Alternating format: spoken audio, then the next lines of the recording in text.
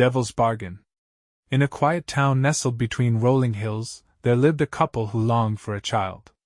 They had been married for nearly 5 years, and though their lives were happy, their hearts ached with a shared desire to have a son to complete their family. The woman's name was Clara, and her husband was called Philip. One chilly December evening, as the wind howled outside their window, Clara sighed deeply. She stared out into the cloudy night, watching the trees sway as if caught in a dance with the storm. "I'm going to pray the novena," she whispered, her voice filled with quiet determination. "Perhaps if I pray to the Virgin Mary for 9 consecutive days, heaven will bless us with a son."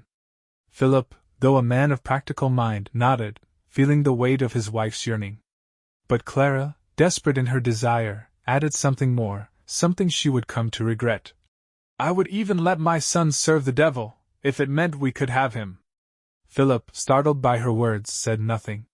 And so, Clara began her novena, visiting the church every afternoon. For 9 days she knelt before the altar, her small prayer book in hand, pleading with the heavens.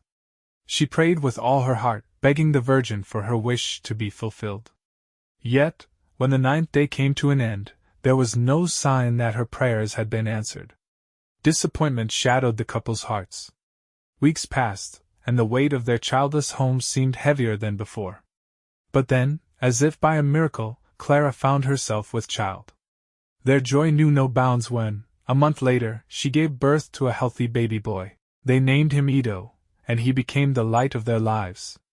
Clara and Philip cherished him deeply, for he was their only child, the answer to their fervent prayers. However, as Ido grew, his heart became restless. He did not enjoy the comfort of home as other children did. Instead, he spent his days wandering the forests that bordered their town, drawn to the wild and unknown. His parents often worried, but they could never hold him back. One afternoon, as the family gathered around a modest table for supper, a knock echoed through their small house. The sound was hollow, almost foreboding. "Come in," Philip called out, assuming it was a neighbor. But the voice that answered was hoarse, almost growling. "I do not wish to enter. I have come only to speak with your wife." Clara, filled with an inexplicable dread, approached the door and opened it. Standing before her was a figure that chilled her blood. He was tall and broad, his face shadowed, but his features grotesque, his body covered in a thick, coarse fur. He looked less like a man and more like a bear. "A devil! A devil!" Clara gasped, stepping back in horror. The creature smiled, though the sight was anything but comforting. "Clara," he rasped, "you made a promise many years ago. You swore that if you were granted a son, he would serve me. I have come to collect on that bargain." Clara's heart sank as the memory of her desperate words returned to her. Trembling, she called for Ido, who was now 17, strong and fearless. When he appeared, the devil fixed his glowing eyes on the boy. "Come," he said, "and be my follower." Ido, unafraid, refused. "I owe you nothing," he said. But his mother's voice, soft and guilt-ridden, broke the tension. "Ido, I promised him. I promised him you." After a moment of silence, Ido, out of respect for his mother's word, agreed to go with the devil.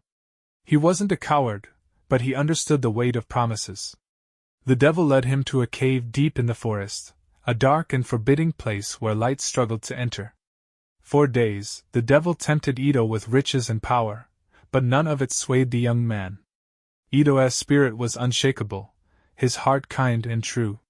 Finally, the devil, frustrated by his failure, devised a new plan. "We shall exchange clothes," the devil declared. "You will wear my bearskin, and I shall wear your suit of a soldier."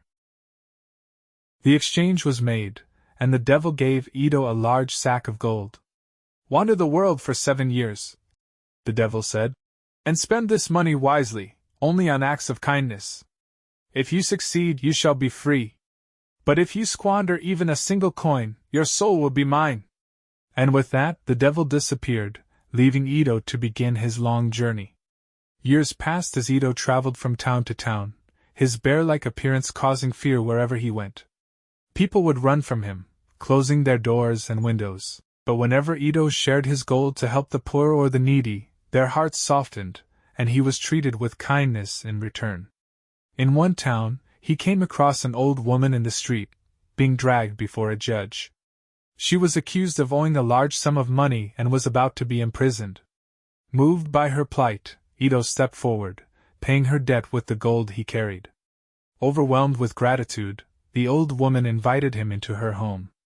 She had 3 daughters, and as they sat together that evening, the old woman spoke to her eldest. "This man saved me from a terrible fate. Will you not marry him as a sign of our gratitude?" But the eldest daughter, repulsed by his appearance, sneered. "I will not marry such an ugly beast. I can do far better." The old woman turned to her second daughter, who responded in much the same way, mocking the man who had saved their mother. The woman was heartbroken, but her youngest daughter, kind and gentle, stepped forward.